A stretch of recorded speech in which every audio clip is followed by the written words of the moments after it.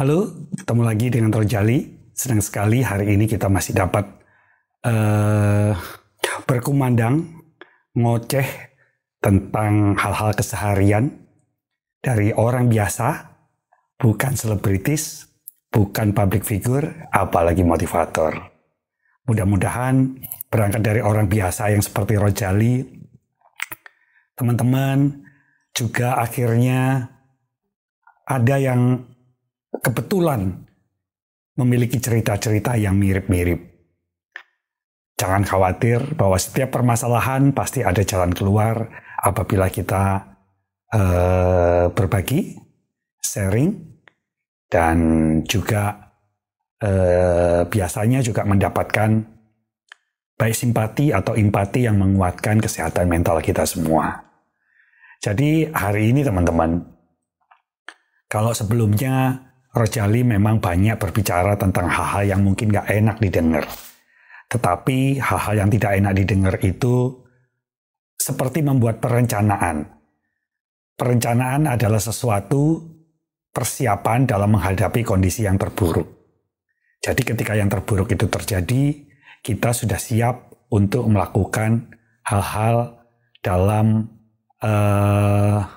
mengakomodasi hal itu. Baiklah, teman-teman Rojali, sebenarnya Rojali ingin rekaman ya, itu sejak hari Kamis ya. Cuma ya seperti itu, ada aja gangguan. Sehingga setiap kali udah tik gambar gitu, WA itu nggak putus-putus untuk bercerita atau menyampaikan beberapa tugas dan beberapa hal yang bersangkutan dengan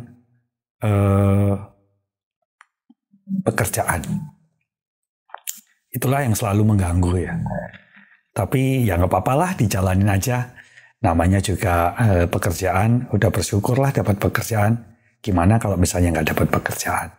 Nah, bicara masalah pekerjaan, tentunya seperti yang Rojali sampaikan pada saat episode Imlek ya, itu di hal yang terakhir dari video itu, Rojali menyampaikan ada beberapa hal bagaimana kita mewaspadai perubahan zaman sehingga kita dapat mensikapi dengan mental harimau dan fleksibilitas air yang juga merupakan kekuatan alam yang sangat dahsyat. Nomor satu, perubahan itu mungkin adalah perubahan ekonomi. Perubahan ekonomi ini banyak terjadi. Yang paling rame sih beberapa waktu yang lalu adalah tentang binary option, tentang apakah itu perjudian atau sebuah perdagangan atau trading. Ya perdagangan sih, cuma di bahasa Inggrisnya jadi trading. Coba bahasa Indonesia aja, kenapa gak usah banyak belagu gitu ya. Apakah itu judi atau merupakan sebuah perdagangan.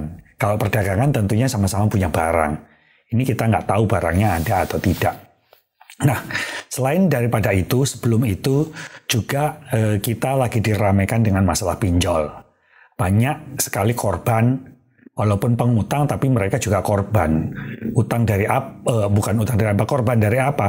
Korban dari ketidakjelasan informasi yang diberikan kepada masyarakat. Kalaupun ada iklan itu juga hanya menyantumkan hal-hal yang menggiurkan saja, tetapi tidak menyampaikan resiko-resiko dan apa yang akan dipertanggungjawabkan apabila ada kegagalan-kegagalan dalam pembayaran. Nah, sama kayak trading atau perdagangan tadi gitu. Banyak orang tergiur karena iklan. Atau kalau nggak iklan ya apalah gitu ya. Metode marketing lah.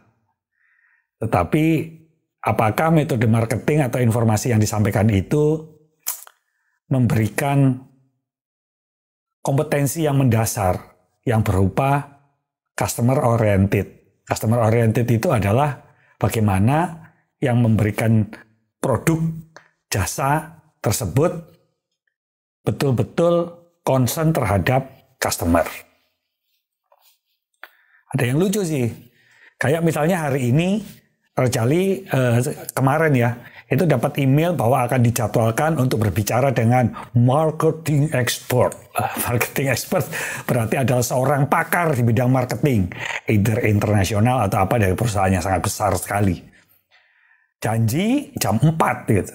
Jam 4 katanya nggak boleh kemana-mana, harus siap di depan komputer dan sebagainya, siap dengan materi-materi yang mungkin Rojali bisa sampaikan. Ternyata jam 4 sampai malam, sampai hari ini juga kabar pun nggak ada, email yang Rojali tanyakan juga nggak ada. Bayangkan, perusahaan yang sangat besar di dunia yang sedang menjanjikan atau memberikan schedule untuk bertelepon pada jam yang sudah ditentukan berkali-kali ya. Sehari itu udah diingetin remindernya 3-4 kali. Belum kemarin-kemarinnya. Tapi pada saat yang jam bersangkutan sama sekali nggak ada.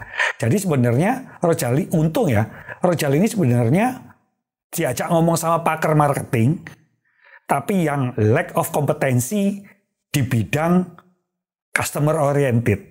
Nah, orientasi pada pelanggan. Bayangin perusahaan besar ngakunya akan diwakili oleh seorang pakar marketing, tapi kompetensi terhadap pelanggan atau customer itu nggak ada. Masa yang udah dijanji, ya customer kan, gue ini customer gitu, kira-kira kayak begitu ya. Tiba-tiba dicuekin gitu aja sampai malam ini gitu. Berarti udah lebih dari 24 jam. Gila. Oke. Tetapi mereka tetap berusaha menggerus ekonomi dari pelanggan-pelanggannya.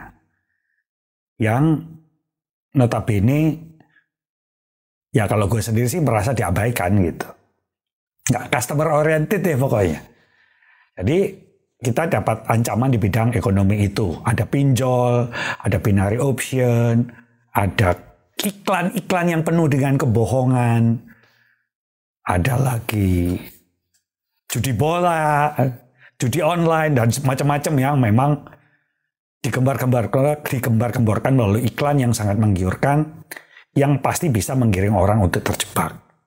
Yang kedua, manifestasi dari ekonomi itu ya perdagangan. Antara lain apa yang Rojali sampaikan tadi. Berdagang apa? Kalau misalnya berdagang tentang barang atau jasa, fisiknya ada atau tidak. Kalau nggak ada ya berat gitu. Pinjol aja ada duitnya. Kalau binary option, meneket tehe gitu ya.